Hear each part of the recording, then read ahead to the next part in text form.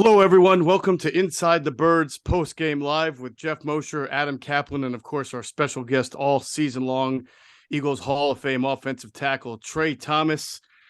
Super Bowl 57 is in the books, and I think we're all still processing it as it just ended a few minutes ago. And guys, I will admit to you, I'm a little shocked. I think many of you may have seen the statistic at halftime that teams that have a double-digit lead in the Super Bowl were 26-1, the one being that memorable New England comeback over the Atlanta Falcons years ago, which I believe may have happened no, that wasn't that stadium. They were in for the Super Bowl, but nonetheless, there's a lot of takeaways from this. There's a couple of things that jumped to my mind immediately that we discussed in the pregame show that wound up happening. Don't want to diminish what was a great season for the Eagles. Trey, I'll start with you. Before we get into X and O's or what went on, you're a former member of this organization. You have close ties. It was a great season, I know, but your feelings at this moment right now. Right now, just disappointed. Just because I'm just like every other fan that's a fan of the Eagles is just disappointed in the way that this ended. I think everybody went into this game with a lot of high hopes, especially the way the game was going. You thought that Jalen Hurts went out there and had a pretty solid game overall. But to come out of this game with a loss, it's disappointing. Yes, it's good that this team made it to the Super Bowl, but of course you want to see these guys win it. Yeah, absolutely. And Adam, I mean, the Eagles can feel pretty good about what they've accomplished and their future, but they were favored to win this game. Barely. I don't normally like to use the out coaching term, but I will tip my hat to Andy Reid. I thought he did some things he doesn't characteristically do, and it worked, especially in the second half. And I think you really have to give Reid and his staff a lot of credit. I know fans are going to want to discredit. Fine, we'll get into that. There were some mistakes made, but I give a lot of credit to the Chiefs down 10, not panicking, not deviating from what they normally do, and having the resolve there, Adam. Yeah, this game, my headline is blame game. Offense, defense, yes, and special teams. They all deserve it. Hurts played overall very well, but not great. He doesn't get the great grade because he had 3 bad mistakes. The fumble, 2-time management errors, which you can't have. That cost him a timeout. That's inexcusable. But overall, he showed such courage and toughness. And that pass, look, that pass to Smith, man, you got to be able to make that pass, and he did. Really, but I told you at halftime, the fact that they're only up by 10, it's a problem. That I had a real problem with that. I said in the pregame show, you can't take field goals, got to get touchdowns. Right. That's going to be a problem. The defense could not get home. They played a coverage-based defense. It didn't work. Gannon tried some things. 2 coaches I spoke to during the game, I told you I was going to do that. They said their goal, number one goal, is to take Kelce away in the second half. They did slow him down, but the problem is they could not get home, Jeff, as you texted me. We both agreed. The lack of their inability, and I get Mahomes is great, but he's playing on a high ankle sprain. How the hell could they not get to him? We'll learn what the tape from our sources tells us, but that was the biggest surprise to me by far in the game. Their inability to beat average to below average tackles. That cannot happen in the Super Bowl, but it did. 100%. I mean, there's a lot of different reasons for how this game unfolded the way it did. We said that it felt like a game the Eagles were going to either win by like 12 to 15, but if they lose, it's going to be close. It's going to be one of those, if it's a close game at the end, that favored Kansas City. And you're right. They had to settle for some field goals in the second half, but the biggest thing is they could not get a stop on defense. They let the Chiefs score 24 points in the second half. And the reason that happened, and you know what, I'm sure Trey, even though it's the other team, you can as an offensive lineman, you can tip a cap there. The Chiefs offensive line, which we said was vulnerable at right and left tackle, better on the inside, vulnerable on the outside, did a damn good job keeping Patrick Mahomes protected. Mahomes made his throws, but he was not under duress. He didn't have to make sideways throws. He didn't have to be a magic man all the time. He certainly had some great plays, but I don't know how many completions he had to both Kelce and Juju in the second half that looked like just flags over the middle or shallow crossers, digs that were wide open. And that I don't even think the Chiefs faced a whole lot of third downs in the second half. They were able to move the chains. I mean, Trey, that offensive line of the Chiefs, I know we'll talk about what Gannon did or didn't do, but that they won the game for the Chiefs, in my opinion. Again, I mean, you go back and you look at the two Super Bowls that the Eagles played in, it was all decided by one sack. And Mhm. so, again, I think that, you know, yeah, the Eagles, they couldn't get home. I think you go into this game, you're like, all right, man, we have a defensive front that's known for getting after the quarterback, and it just was non-existent. I think that the Kansas City Chiefs offensive line did an excellent job against our guys, against our front. And also they did a good job with where they had the tight ends, where it's like, okay, you know what, we will block Hassan Reddick, and then now it turns into a little inside zone, little screen pass to the tight end. So they ran a lot of different little schemes to kind of keep us off balance, but our defensive front did not do a good job of beating their one-on-one matchups and getting to Patrick Mahomes. All right. Well, we're going to talk about why that happened. We're going to talk about offense for both teams. We're going to get into the defense for both teams. And Adam brought it up. We cannot ignore the major element that special teams played in this game. At first, it looked like it was going to burn the Chiefs, but in the second half, special teams burned the Eagles. And I can't say, I can't, count on my hands how many times we said throughout the year that Super Bowls always have major special teams plays. And if you don't play sound, it's going to bite you, and you would hate to see a game decided. And there's no doubt about it. The Cardarius Toney punt return that we'll get into was a major swing of momentum for the Kansas City Chiefs. So a lot to discuss. As we always do, we're going to remind everybody to check out our friends at PHLSportsNation.com, enhancing the fans' experience with their coverage of all Philadelphia sports teams. For the fan, by the fan is their motto. So check them out at PHLSportsNation.com and on Twitter at PHLSportsNation. So offensively, the Eagles take a 10-point lead. And by the way, so some of the things we talked about really helped them build that lead. A.J. Brown arrived. I mean, after two really quiet playoff games, he catches a great bomb from Jalen Hurts, again, with sort of the late hands or the late pivot to catch the ball. And guys, I checked the stats at halftime. I thought the Eagles were about as good as you've ever seen a team in the first half on third down. It seemed like every third down, they made a contested catch type play, or Jalen Hurts, breaks free and gets some yards. They were first half, they were rolling in a way that I thought was going to really frustrate the Chiefs, who barely had the ball. Didn't you sense, Trey, the way the game was going in the first half, that this thing could get out of hand? Yeah, absolutely. I mean, we were running the ball, moving the ball up and down the field. Time of possession was totally in our favor. I don't remember. They showed one stat. I mean, I got it. It was like 24 minutes to 8. It was, at halftime. It was crazy. Yeah. Until the last, they only had the ball 7 minutes. Yeah. For most of the first half.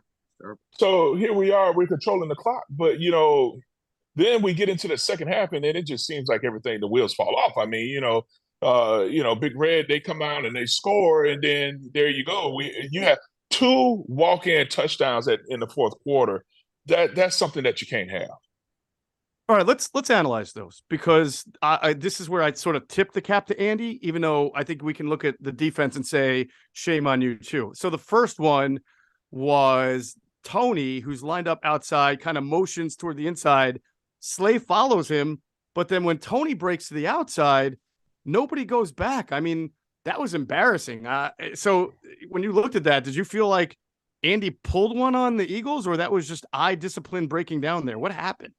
I think he pulled one on the Eagles. I mean, a little bit of both. I mean, say undisciplined play, because you thought that it was going to be one of those little shallow crossing routes. So you just like, all right, everybody kind of like, oh, someone else is going to take care of my job. And then there we go. He comes back out, and then it's a touchdown. And then all they did was run the same exact play to the other side, 2 back-to-back walk-in touchdowns. That is not something that you can have. That's surprising, Adam. I think the one thing we can say about the Eagles this year, if they got beat, they got beat, but they didn't usually give teams opportunities like that. And it's not like they haven't faced teams that have used motion. I mean, they just faced the 49ers 2 weeks ago. I know quarterback situation made it tough, but they've faced teams that do things differently, innovative on offense. Yeah, the pivot route just got him. What a move. Slay went the wrong way. He got misdirection, traffic. They're a big traffic offense where they cause you to try to have trouble sorting. It's just hard. It's just really hard to do it. There's no excuse. A lot of mental mistakes. Just Gannon did not have a good game. We're aware of this, folks.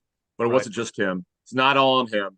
Both sides of the football. It's like one of the rare times that a club could point to everything: players, coaches, special teams. They all failed. Great effort though. They fell short. See, the first half though, boy, they did really well. Yeah. The Chiefs were actually 0-3 on third down in the first half. They played pretty well on defense the first half. But the one thing that bothered me, we set this up already, is the lack of pressure on Mahomes. It had nothing to do with him escaping. They just couldn't get to him. As Jeff, as you said, I cannot understand how these guys who are paid a lot of money, Sweat and Rediker played a ton of money, and they've obviously had great years. We're not going to take that away from them. But when you really needed it, you got to get home. By the way, their stunts did not get home. That's another thing. They had a couple that got there, made a move, but overall, the stunts didn't work. And I got to give Andy Heck credit, Trey, as you pointed out in our pregame show. Heck of a job by him. Those two kids at tackle surprised me. They got the job done. Yeah, Yes, no doubt about it. Yeah, and so going back to Adam's point, right? Sometimes you have to then pressure because the front four wasn't getting there. That second wide open touchdown, which went to, what was it, Sky Moore? Who's 24? I forget now. He is. He went to a cover zero, and right. So he goes. He obviously stacks the A gaps there. He blitzes through them. But Trey, when you have that happen, someone's got to be in charge. Right? When you a zero blitz, that means there are guys in man coverage, right? Mm-hmm. Who got lost on 24 there? Yeah, I mean, I don't know. We got to go back and watch to all 22 to see which one, who was it, whose fault was it. But it was just some undisciplined play out there, where you got guys out there trying to make a big play. You're on the big stage. Rihanna just got through, doing her thing, and, yada, yada, yada. But here we are, you got to get out there and focus in and dial it in. You can't give up 2 walk-in touchdowns. I mean, 2 wide open walk-in, back-to-back walk-in touchdown. It's not something that can happen in a Super Bowl. No, you can't. And, again, this is going to be remembered for another team that had a double-digit lead. I thought this, when the Eagles go in to halftime and it's 24-14, we know that the Chiefs get the ball to start the third quarter.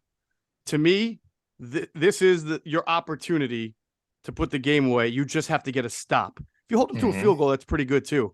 If you can flip the field with a turnover or just force them to punt, you have a great opportunity to get a stop. And here's where I go. Good job, Andy Reid. It's 3rd and 1.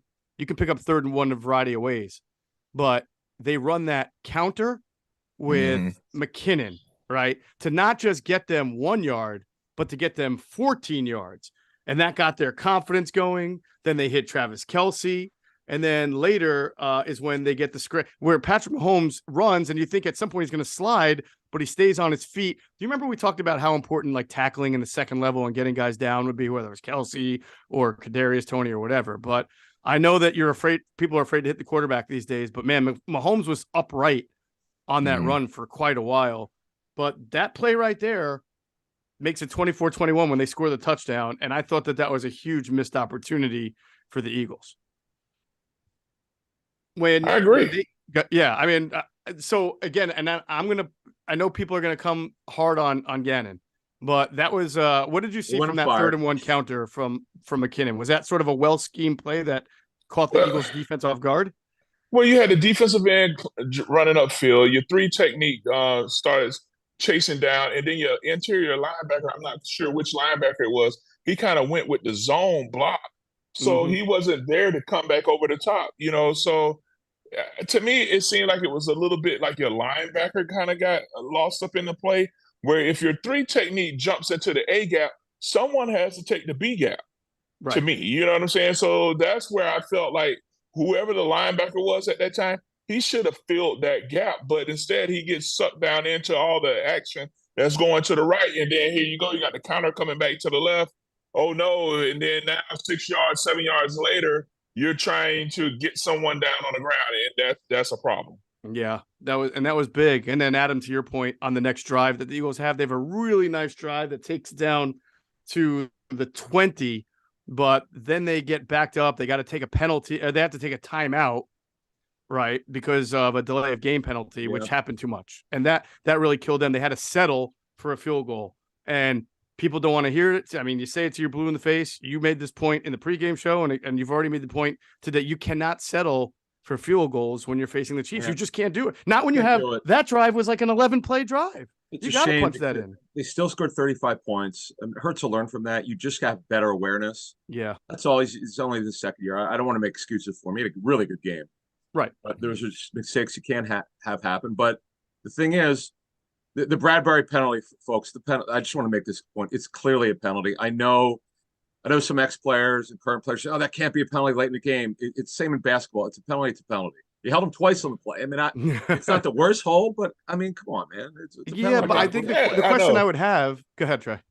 Well, because everybody feels like, oh man, it's the Super Bowl. You got to let them play. I mean, it's a penalty.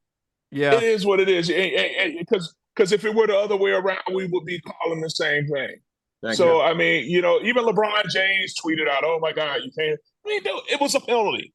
It is what it is. He got caught. I know it sucks, but it is what it is. He got caught.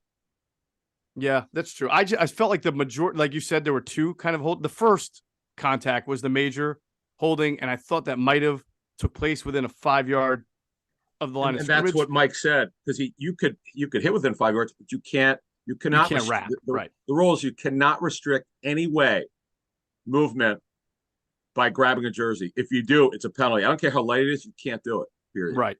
No, I agree, and I can understand why Greg Olson, who is a receiver, and analyzing this is like, let him play. It's not a big deal. But although you would think he was a defensive player, how surprised we're both. I want this, you guys both to answer this, because I was shocked.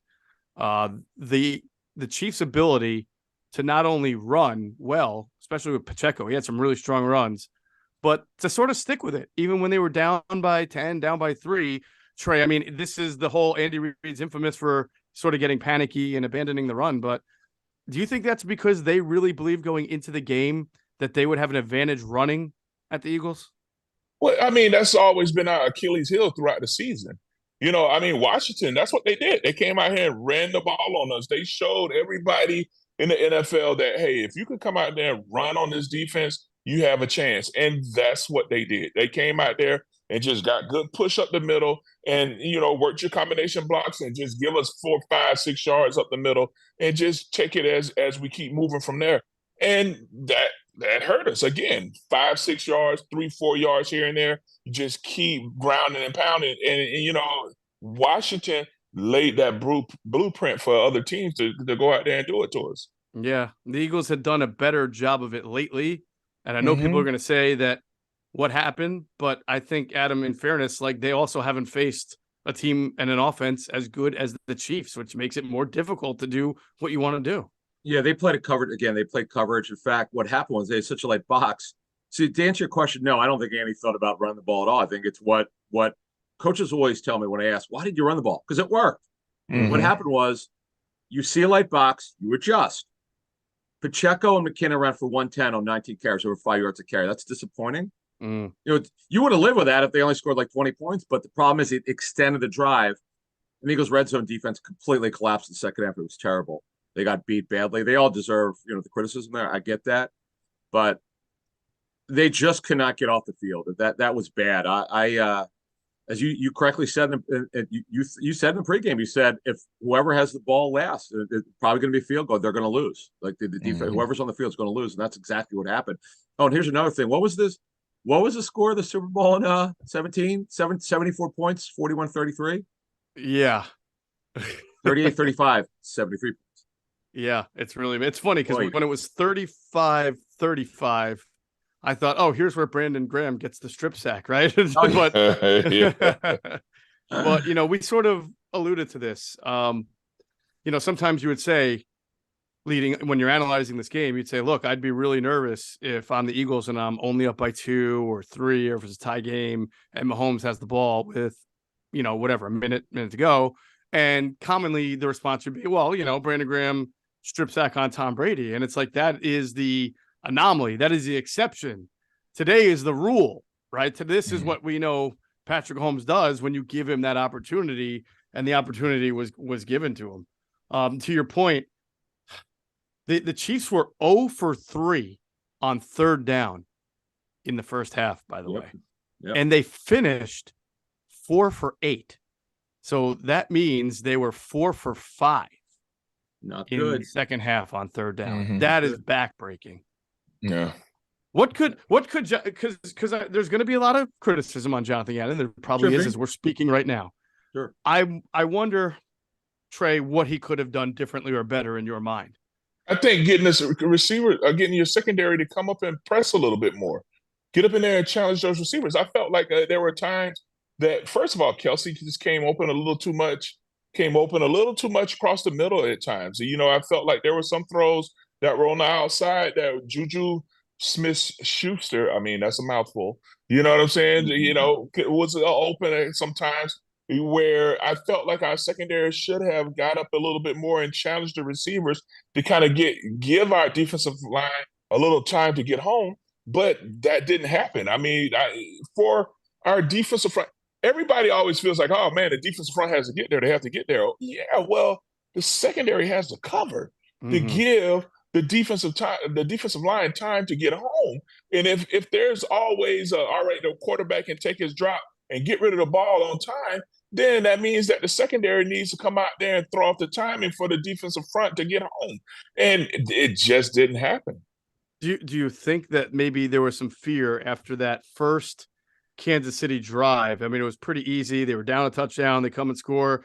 He did play some man there on second and third down. And you remember Kelsey had that sort of deep over that turned into a deep over the other way. We talked about this, his freelancing of routes, and he was wide open. What's his face fell trying to cover him, and he was wide open. And I wonder if that put right away, if he says, I cannot get too aggressive because this guy will just catch 15 balls on me.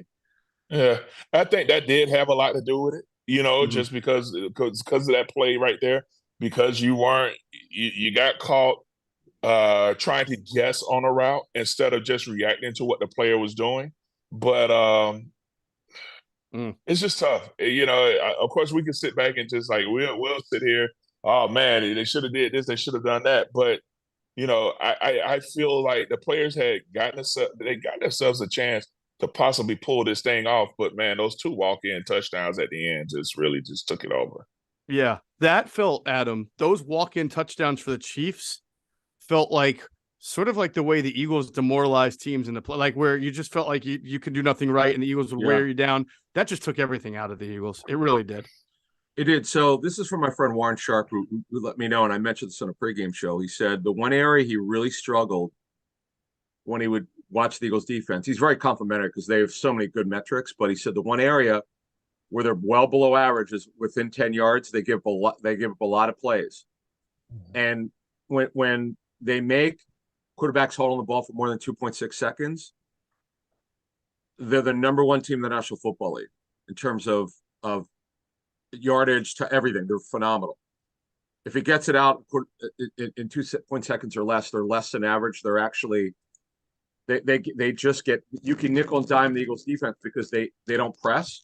What they do is one coach told me when I was driving into our show earlier today, they jump on routes, like they start farther back and then they come up. That didn't happen today. That didn't happen, and we haven't seen the tape yet, so we can't answer that. Gannon definitely adjusted the second half. The coaches I spoke with tonight told me that they were taking away the deep middle to make sure the ball did not go to Kelsey, which is mostly true. But the problem is, whatever he tried did not work. Maybe it's a lack of experience as a play caller, whatever the hell it is, it didn't work. No excuse. They lost this game, but it was very, very winnable. I'll tell you that. This is not like they got beat badly. They're up by 10, as we said at halftime. They had this thing, and they let it get away, and they could blame themselves for this one. Yeah, yep, there's no doubt about it. All right, let's take a quick break to hear from our friends at Rivers Casino and Sportsbook. Game night for me is every night. At the place where I meet up with the guys, grab a cold one, and watch the big game on the big screen. So whether it's the money line, the pass line, or a parlay, I'm in it to win.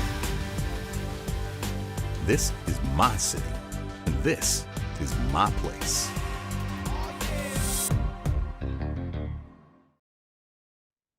All right, welcome back to Inside the Birds Postgame Live. Geoff Mosher, Adam Caplan, and of course, Eagles Hall of Fame offensive tackle Trey Thomas. And we want to thank our friends at Rivers Casino, the host site of Inside the Birds pregame live for 2 years running now, and did a wonderful job providing a set and everything that we needed. So again, big thanks to Rivers Casino and Sportsbook.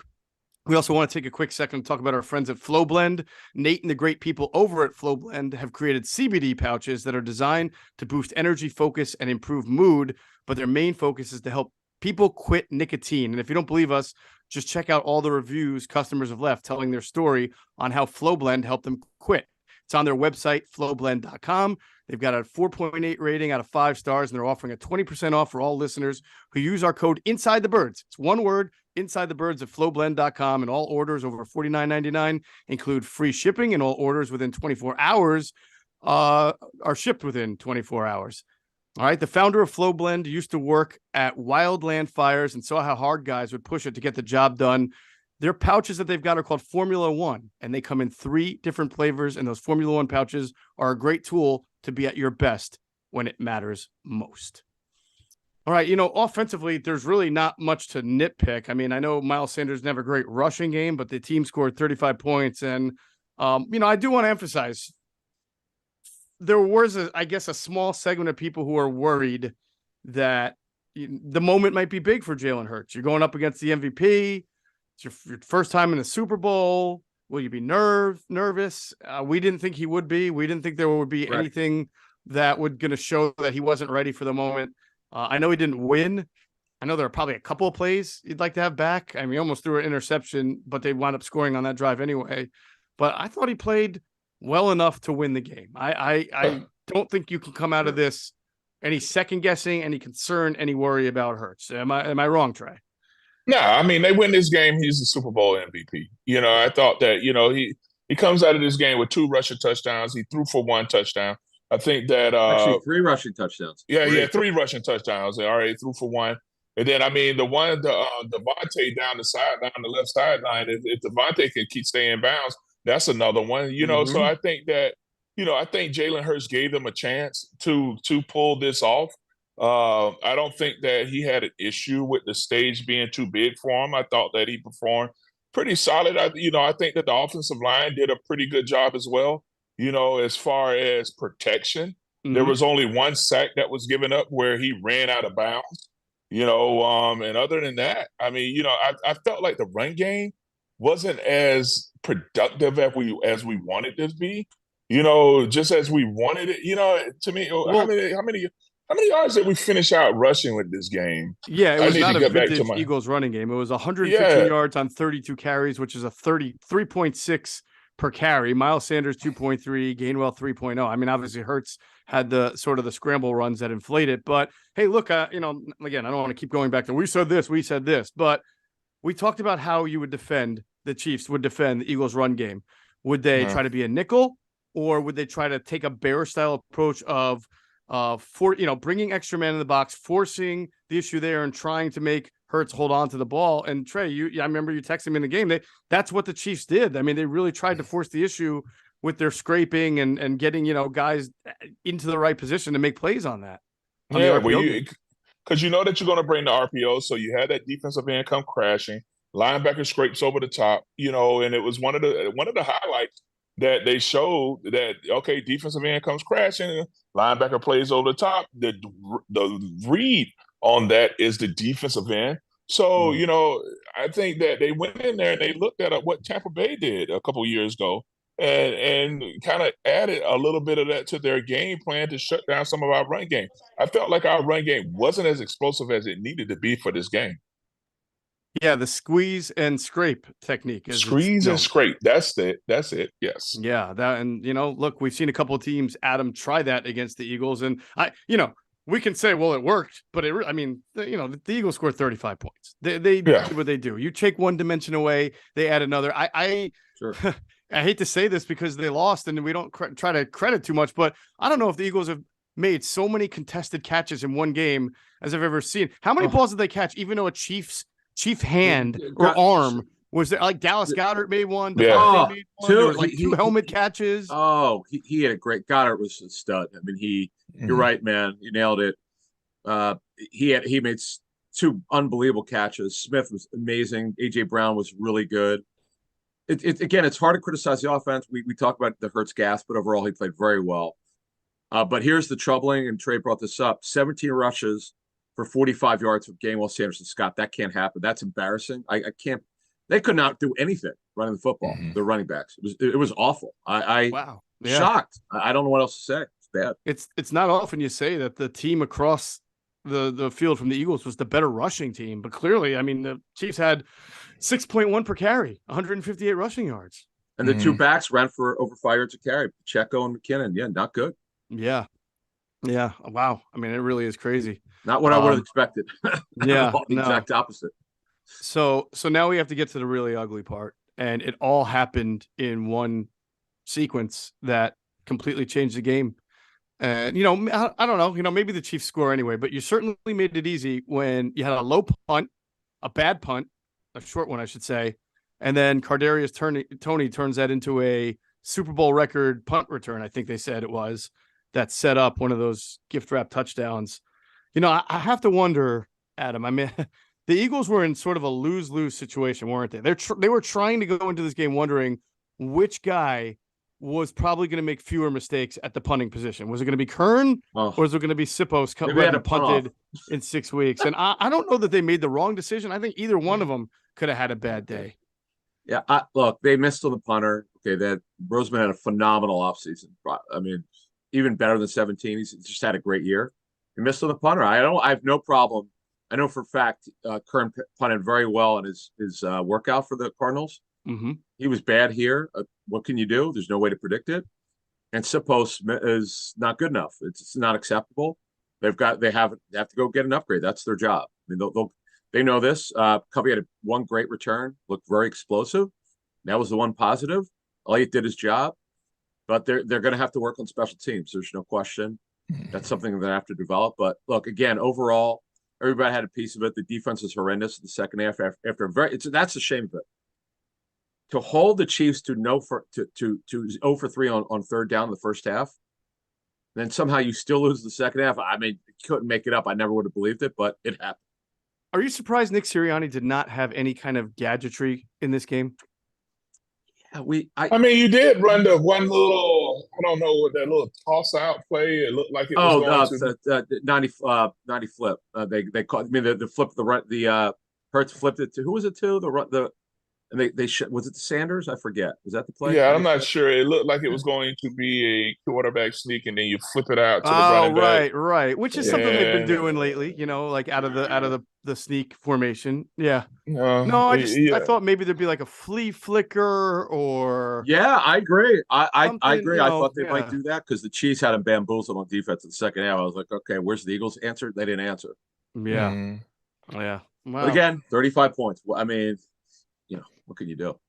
Yeah, exactly. I mean, it feels like if the Eagles were facing any other team in the league, they would have won this game maybe by 13 to 15 points. But when you're out there facing Mahomes, and I'll never this whole busted ankle or sore ankle thing, like where he's limping around after it hurts, but then he comes back on the field and he's running around everybody. Let me ask you a question, Trey. Let me ask you a question.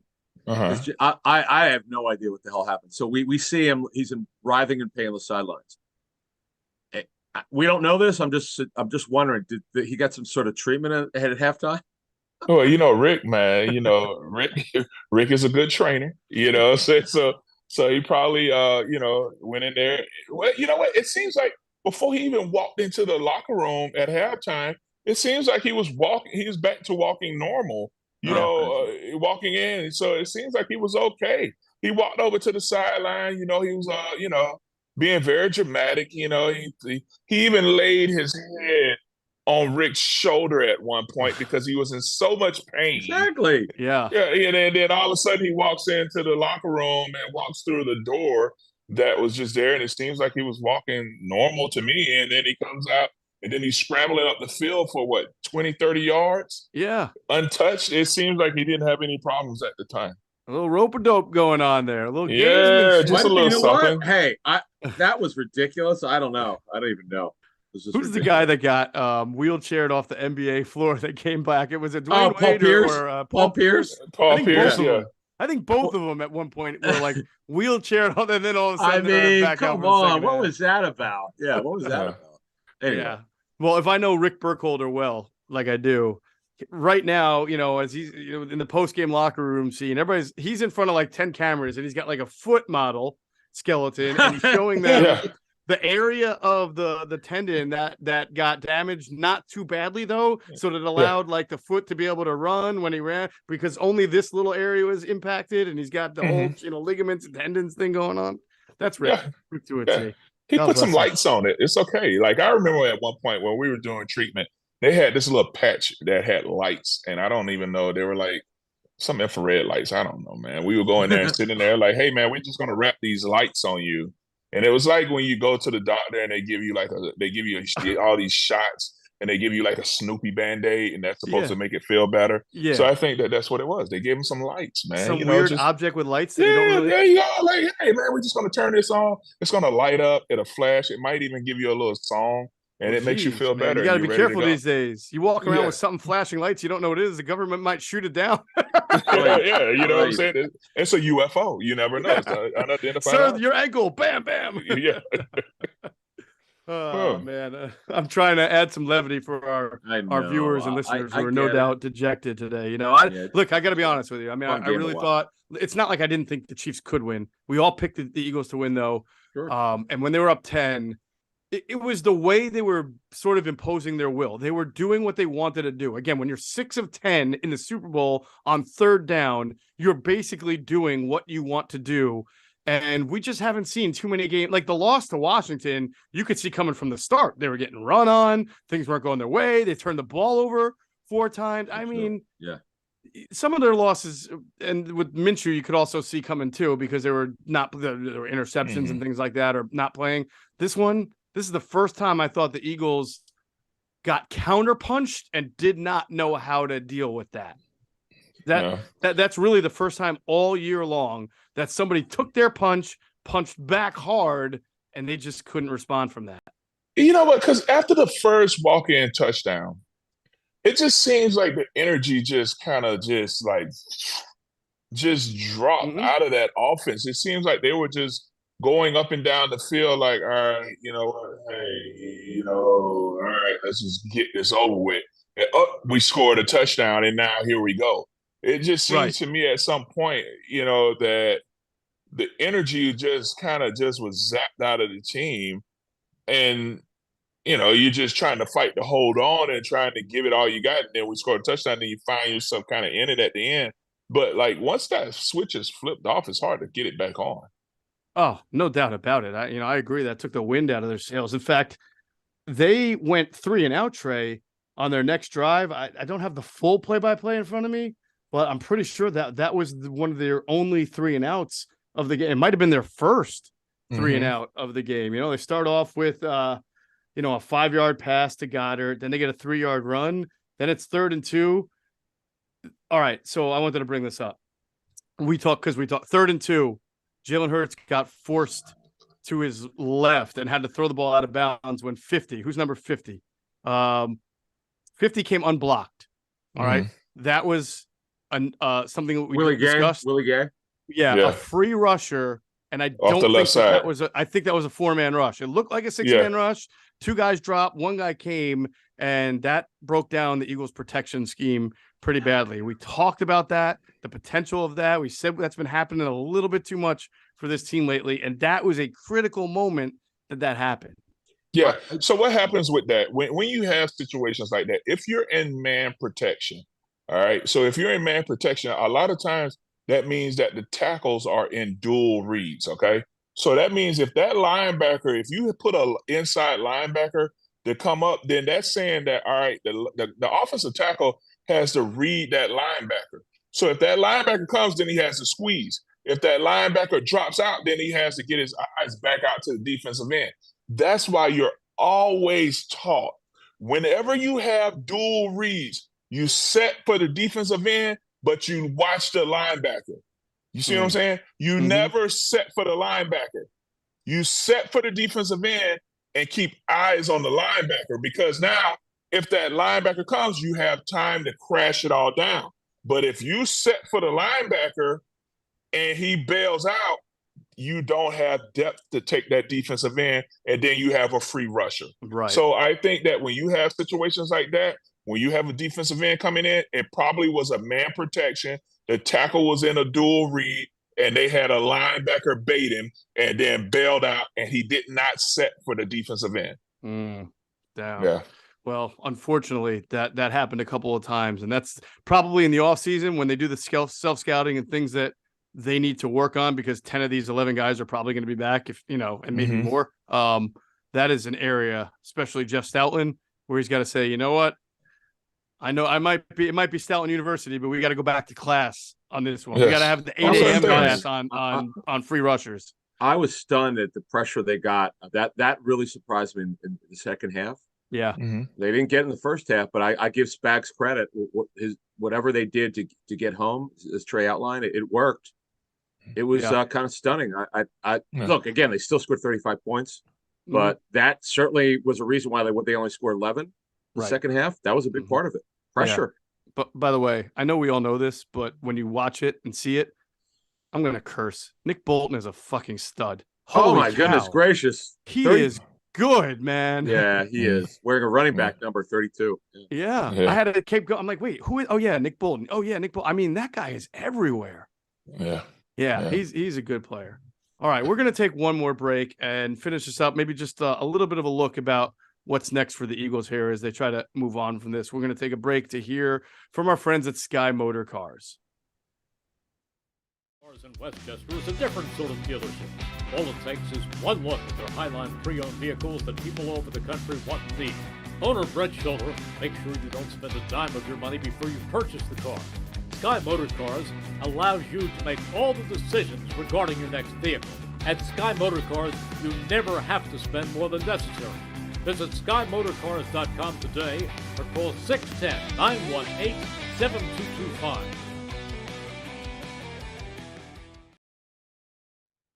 All right, big thanks to our friends at Sky Motor Cars, season-long, or 2 seasons long now, I believe, maybe if not more, sponsors with Inside the Birds. We really appreciate them. If you go visit them out there in Westchester, make sure you tell them Adam and Jeff sent you. You'll get a great deal.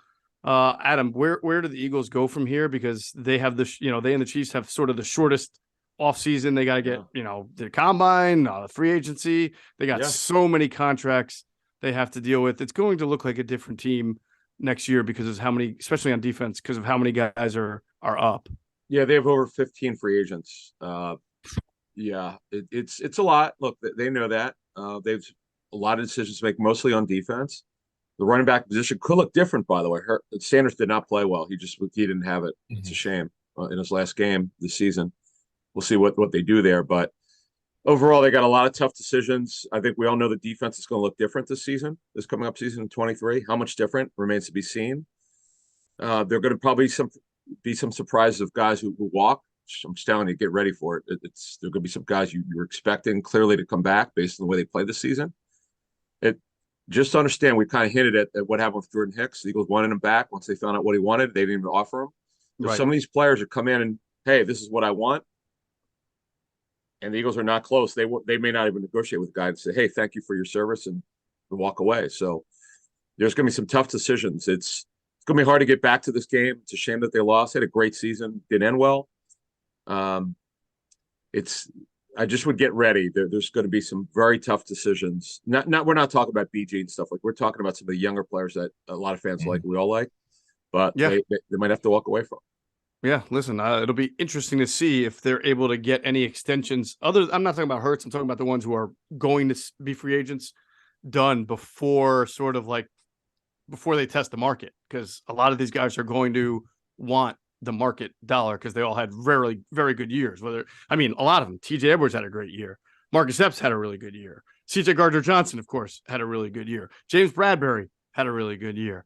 So they may not be so quick to want to just come back on whatever, team-friendly deal is offered. They may want to, first sort of get that word that sometimes you can get after the combine on what your worth is going to be. So, we'll have that all covered. Trey, I do wonder if the outcome of this game will factor at all into the decisions for I think Brandon Graham's already said he wants to come back and he's coming back, but he wants obviously to play for sure. Yeah, he's definitely play. Jason Kelsey, who always takes a few weeks to decide, and maybe even Lane Johnson, who's played through a lot of injuries and pain and personal struggles. I imagine he'll come back and but you just never know. But really, that offensive line is, you just wonder about. Yeah, I think Kelsey's done. I Really? think that Kelsey has made it very that this was going to be his last year, and that he wanted to go out of this on top. And then you have Cam that's waiting to take over. Someone that Kelsey was very instrumental in bringing him in. So I think that Kelsey might be ready to go ahead and hang it up. I will be surprised if Lane Johnson walks away. I know that he has dealt with some injuries and all of that, but he is still one of the best tackles in the game right now. So I could see him coming back. I don't see that being a problem with Lane Johnson. All right. So I'm going to follow up with you because I think I try to catch every Kelsey press conference or interview, and I personally didn't get a vibe either way. What is it that he said that made you kind of pretty convinced that he's going to hang it up? You know what? I think that it took a lot for him to come back this season. For him to come back and play this season, and then for you to come out and now he might come back and say, all right, you know what, evaluate this thing and say, all right, you know what, hey, we have a really good team. We might be able to make this run again. But I don't know, man. To be able to do this for as long as this is his 11th or 12th year? I think it's his 12th season, if I'm not mistaken. Yeah, man, dude, that's a lot. That's a lot in the trenches, and that's a lot of banging at that position, and then you have a young guy that's waiting to take over in Cam. So I wouldn't be surprised if Kelsey said, all right, you know what, I've had enough. That's interesting. And he also, I think, just became a dad again, right? Didn't his wife just have another baby? Okay. Mm-hmm. So I wouldn't be surprised. Even when I went to one of the games and I spoke with him and I was like, hey, man, what's going on? He's like, hey, I think this might be it, but you never know. It might be a situation where he might come back and give it everything that he has one more year, but I wouldn't be surprised if he hangs it up. If he were to hang it up, this would change a lot of things. I mean, I know they have his heir apparent in Cam Jurgens, who slides right in, but as you've mentioned many times, Trey, there's probably more responsibility on Kelsey than any other center in the league, from calling out what the offense is going to do, which alleviates the pressure from Jalen Hurts to have to do that. Do you think, whether he's back or not next year, that there will have to be a little bit of a transfer of power to Jalen Hurts to kind of control the offense a little more? No, it's still going to run through the center. Even if it's Jurgens? Yeah, even if it's Jurgens, it doesn't matter. I mean, that's the way this offense is set up. And that's the way most offenses around the league are set up. Everything runs through the center. The quarterback could get up there and make all their points and calls and all of that, and yada, yada, yada. But it's all based off of what the center says. So I think that Cam has been studying throughout this entire season. It's gave him a full year to sit there and say, all right, Kelsey, to see how Coach Stout wants it to be presented, what calls he needs to make. And then now just to prepare him for when Kelsey steps away, because just to take a look at the times that Cam had to step in and play, the offense did not miss a beat. Cam seems like he's a pretty smart guy. He understands the position and can put the guys on the right calls and can do what he needs to do. So I don't think it would be a big problem if Kelsey did say, all right, of course, as a fan perspective, you'd be like, oh my God, Kelsey is leaving. But just as a player stepping in, I think that Cam could step in and handle the job. No, that'll be interesting to see. Obviously, Adam, that's why they drafted him. They drafted Dickerson and Jurgens a year earlier than they thought they needed to, right? And now it wound up that Dickerson had to play because Brandon Brooks got hurt last year. And did Sam Allo also get hurt? I think there were injuries to both of them. Last year he did. Yeah, last year. Yeah. Jurgens did not have to play.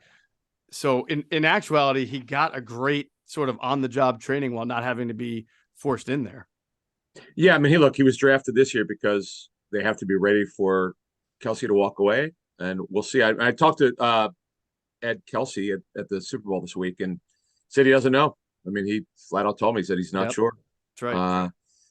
Had they won, I mean, we've been fooled towards both sides we've talked to over the last 3 contracts, and they both thought he was retiring and he didn't. And the people involved don't know. Nobody knows. So just letting folks know exactly what the people we talked to were making decisions on both sides thought. So I don't know. I thought for sure had they won, he retire. Why else play? I mean, you would have won 2 rings, but Mhm. it's a shame. It was a great watchable game. It sucks for Eagle fans. We feel your pain. We get it. Yeah. We get it. I feel the only fair criticism of Gannon I've seen, I have no problem with you saying for people who don't trust Gannon, I have no problem with it. It's fair. Yeah. It's absolutely fair because this is a big moment. You didn't have a good game. You got bamboozled totally. The players all up, lack of execution of the players, no question. But to say he should be fired is asinine. It's just you just don't understand the game. Yeah. I make It's, it's the emotional. Trey. It's the emotion of the moment. Yeah, I get it. But I mean, one of the got to be fired. Yeah. Come on, yeah, you know. Although I will say, Adam, after every Eagles play, no, I'm not. Gonna get into Don't that start right it. now. I will not use my infamous. Wait. line. Nobody blanks.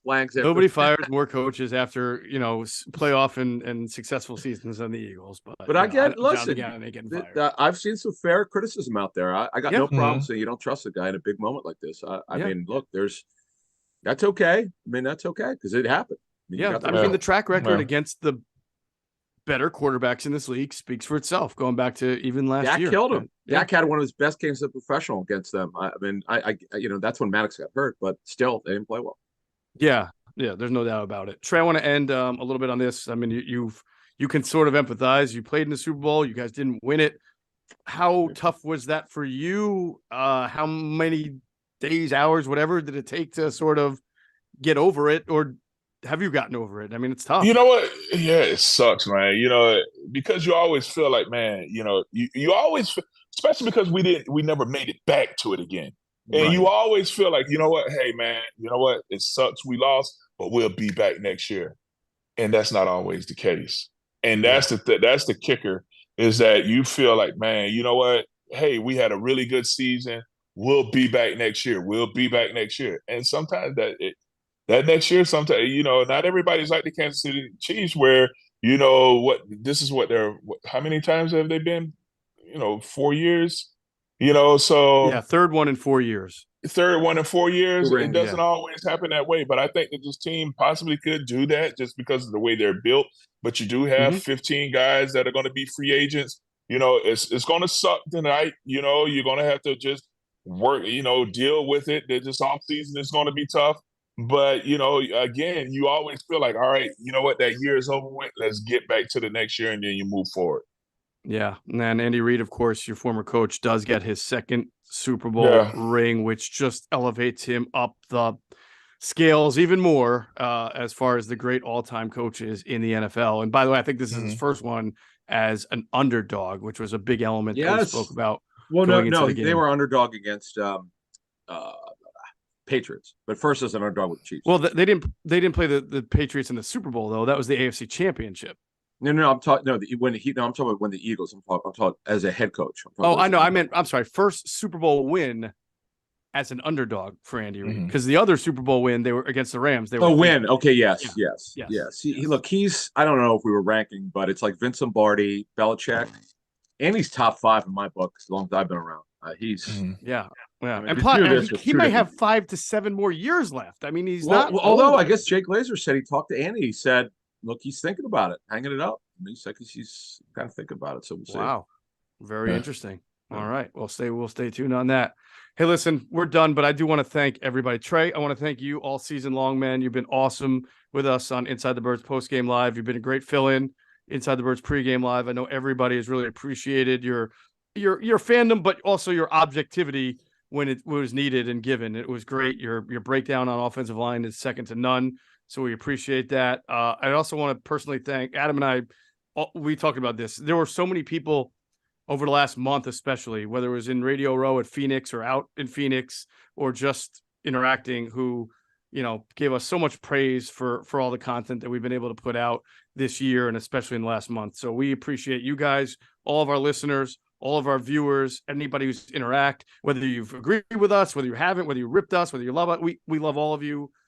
We're not us without you guys, and we really appreciate it. If we met you out in Arizona, which Adam and I met a lot of people, we're not going to name all your names, but we appreciated the chance that you came up to us and introduced yourselves. That was really nice for us to experience. And Inside the Birds is only going to get bigger and more content and do as much as we can for our fans and viewers, who we really, really appreciate. So, and also Jimmy Hyden there Public Square Media, just does an unbelievable job with the production. His cohort, Zach James. James does an awesome job. Also, we thank him, Josh Weinfeld, everybody, our interns, Andrew DeCecco of InsideTheBirds.com, Jesse and Ben. I could probably go on forever, but I Takes really a village. I just want everybody to know how thankful we are for making are. Inside the Birds what it is. Greg Cosell, We're Jason grateful. Avant, Jamal Jackson, everything. Oh, yeah. So with that being said, Cosell, don't forget Greg. Cosell, I thought I said Greg, but Greg Cosell, one of the Yeah. best. Quentin Michael, Oh, yeah. everybody. We appreciate Q&A, you man. all of Q&A coming this week. Q&A Can't wait. is good. There will be one last Q&A. to Oh, finish up this I season. can't wait. I cannot wait. Oh, my goodness gracious. It's going to be a great one, I'm sure. It'll be epic. I know will be. All right. Awesome. So that's going to do it for this Inside the Birds post-game live. Signing off for Trey Thomas and Adam Caplan, I'm Geoff Mosher. Thank you for watching Inside the Birds post-game live.